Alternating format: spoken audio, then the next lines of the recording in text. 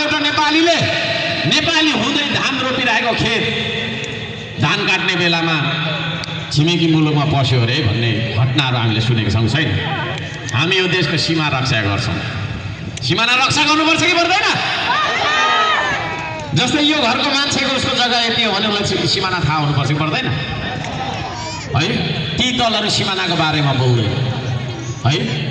महाकाली सन्धि, टनकपुर, लौडा, ओम्नी, खै के थुप्रो छ के भन्ने होइन, त्यस्ता कुराहरूमा तपाईँको चाहिँ नि बिकेर बसेका मान्छेहरूको कुरा गर्नु छैन। विभिन्न खालका चाहिँ नि आर्थिक अभावका कारणले उत्पन्न भएका विकृति विसङ्गति र लडाइँ झगडाहरूको अन्त्य गर्नका लागि अब एउटा शक्ति निस्किएको छ नेपालको इतिहासमा। नेपालको राजनीतिक पृष्ठभूमिमा यसरी निस्किएको छ, जुन निस्किएको शक्तिको नाम हो श्रम संस्कृति। यो श्रम संस्कृतिमा यहाँहरू सबैजनालाई म हार्दिक स्वागत गर्न चाहन्छु। श्रम संस्कृति पार्टीमा नेता हुँदैन, कार्यकर्ता हुँदैन, यहाँ हुन्छ त केवल श्रमदाता हुन्छ। म तपाईँ जस्तै श्रमदाता हुँ।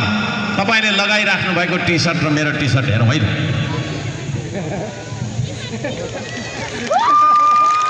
केही फरक छ? छैन। अघिल्तिर लेखिएको छ देश सोच्न सकौँ म देश बोल्न सकौँ, देशकै कर्म गर्न सकौँ म देशकै निम्ति मर्न सकौँ। पछिल्तिर लेखिएको छ म हुँ श्रमदाता, हेर्दिनँ म अरूको आश, बन्दिनँ म जिउँदो लास, सजाउँछु श्रमले परिवेश, बनाउँछु म आफ्नो देश।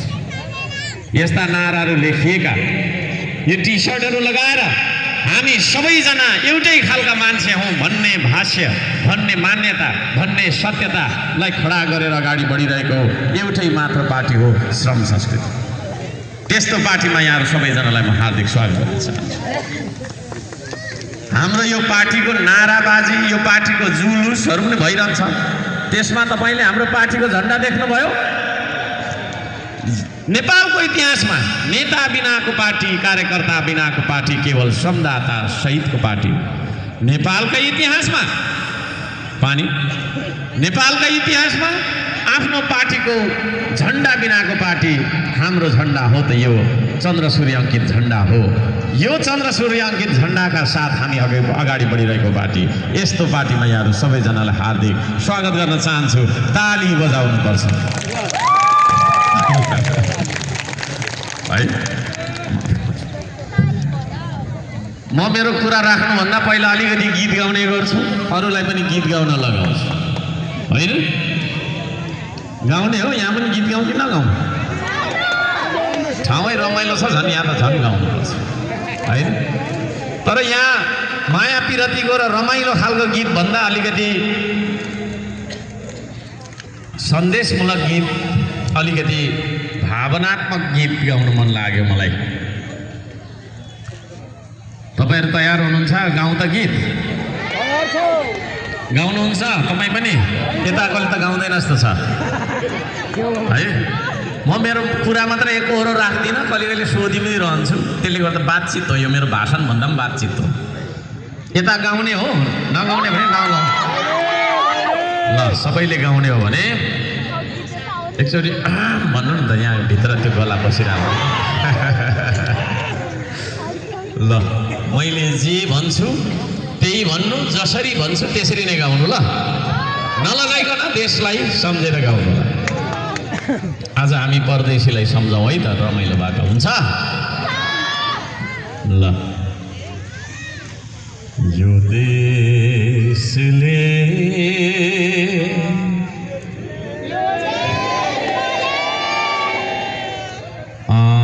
उपस्थित मध्ये 20%ले मात्रै गाउनुभयो है।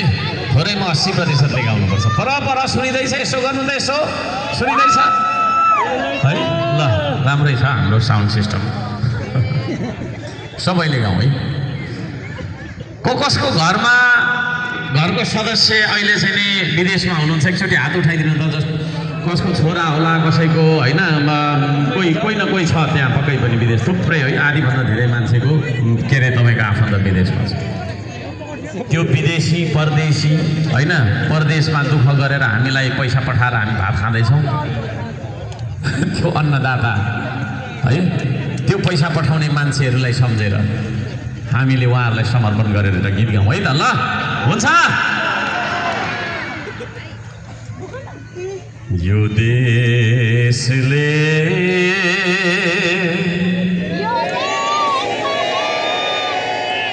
फेरि सबैले गाउनलाई नलजाइकन यो देशले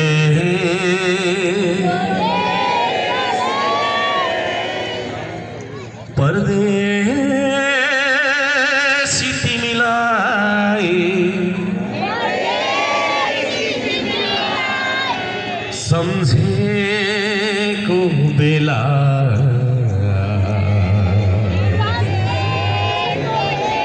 बादल की लाग्दो हो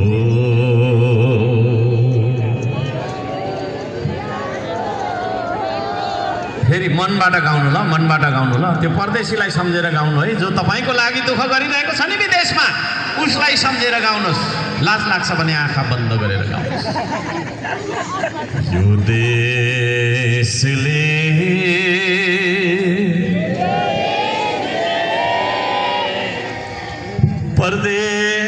परदेशी तिमीलाई सम्झेको बेला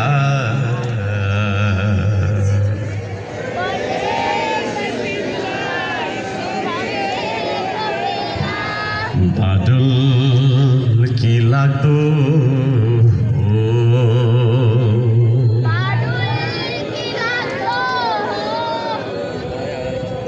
आमाले तिमीलाई पुरिरहेको होला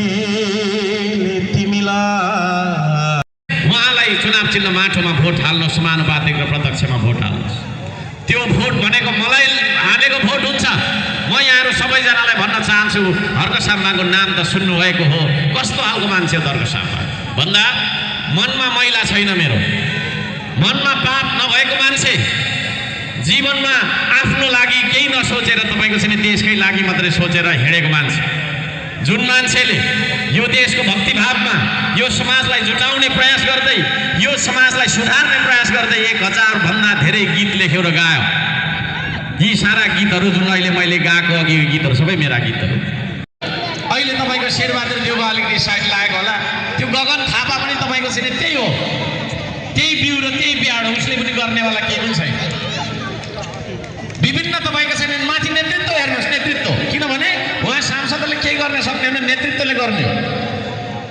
म तपाईँहरूलाई अब ठुलो कुरा गरे जस्तो हुन्छ होला मैले बारम्बार भनेको कुरा यहाँ भन्नै पर्छ म भन्छु नै होइन बोर नमान्नु होला हर्क साम्पाङले तपाईँको चाहिँ काम गर्छ कि गर्दैन भन्ने कुरा तपाईँले बुझिराख्नु भएको छ देखिराख्नु भएको छ हर्क साम्पाङसँग भिजन छ कि छैन भन्ने कुरा तपाईँले बुझिराख्नु भएको छ देखिराख्नु भएको छ 98 दिनमा जनतालाई गुहारेर 43 किलोमिटरको पानी लिएर आउने मान्छे हो बिना कुनै सरकारी बजेट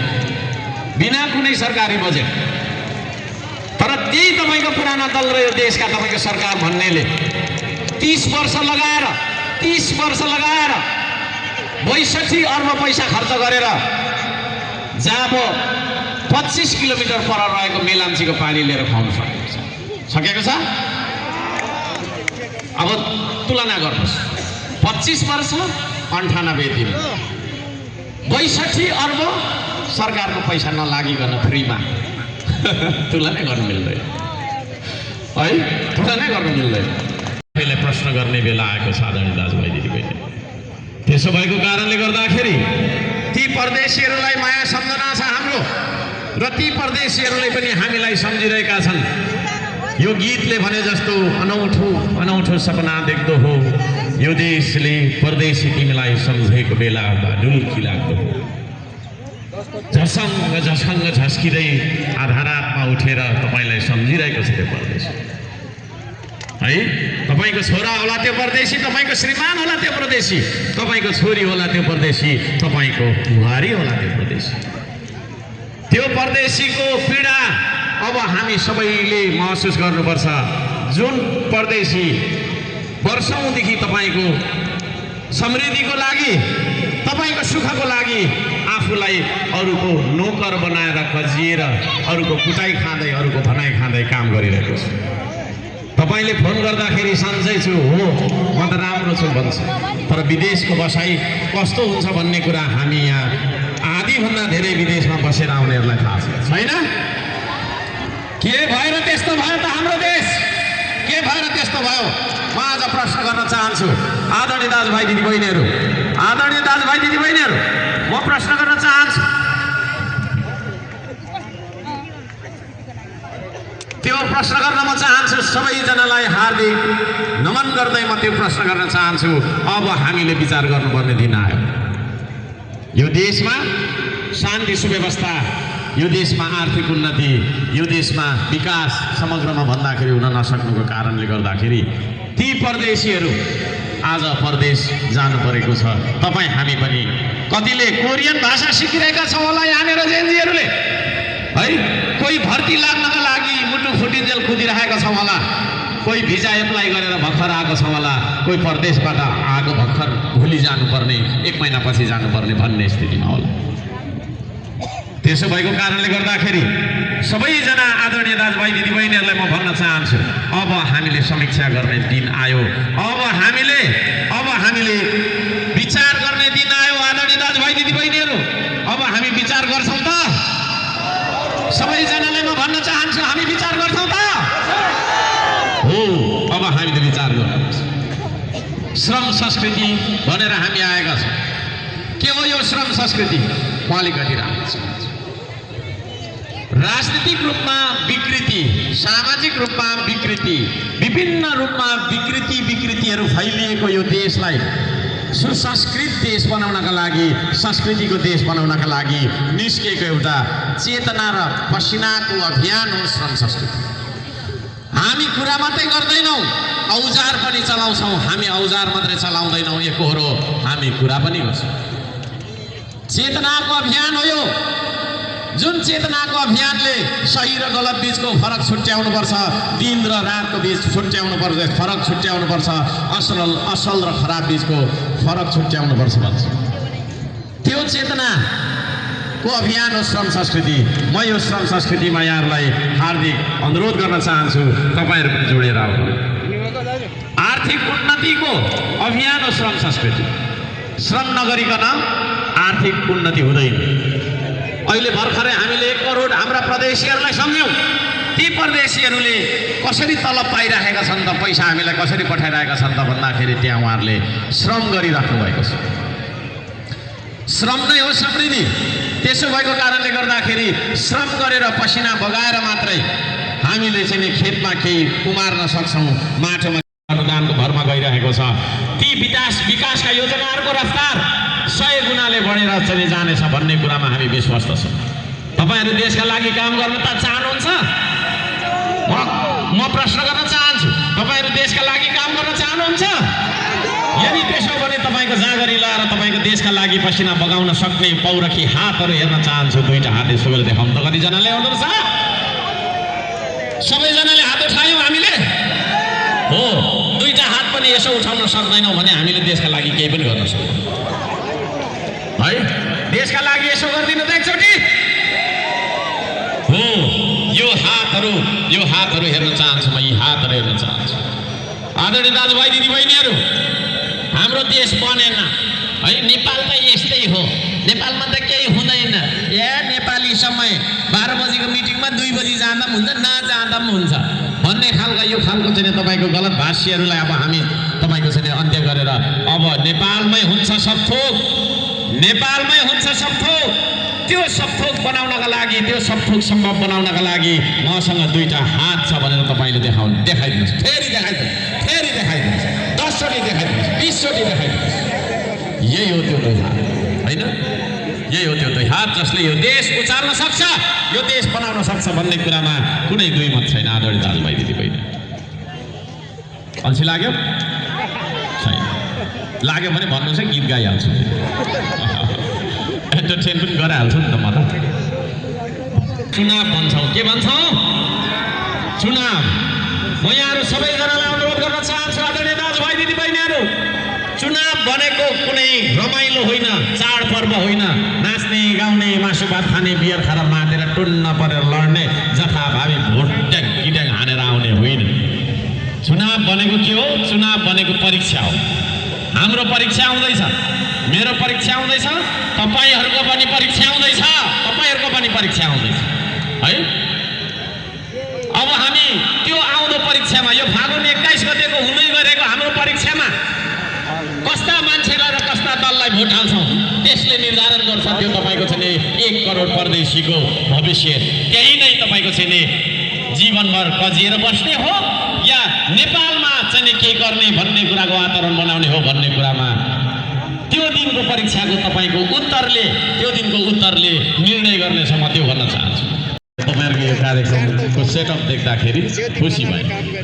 बेलचा सहित कार्यक्रम भइरहेको छ। नेपालकै इतिहासमा बेलचा सहित औजार सहित कार्यक्रम श्रम संस्कृति मात्रै गरिरहेको छ। ताली बजाउनुपर्छ। हामी एकले अर्काको फुलको प्यासा बनेर त्यसलाई कुट्चा, त्यसलाई मार, गोली ठोक भनेर हतियार थमाउँदैनौँ। हामी हरेक युवालाई यो देशमा बेलचा थमाउँछौँ, गैँती थमाउँछौँ, कोदालो थमाउँछौँ, औजार थमाउँछौँ। किनभने यो मात्रै त्यस्तो एउटा हतियार हो जुन हतियारले भोकमरी नामको शत्रुलाई, गरिबी नामको शत्रुलाई सदाको लागि नाश गर्न सक्छ। यो हतियारको नाम हो औजार। यो औजार उठाएर अगाडि बढिरहेको पार्टी नेपालको इतिहासमै पहिलो पार्टी श्रम संस्कृति पार्टीमा यहाँहरू सबैजनालाई हार्दिक स्वागत गर्न चाहन्छु। तपाईँहरूको स्वीकृति भए, तपाईँहरूको मन्जुरी भए एकचोटि जोडले ताली बजाएर चाहिँ अनुमोदन गरिदिनु होला। धन्यवाद। आदरणीय दाजुभाइ दिदीबहिनीहरू, औजारले मात्रै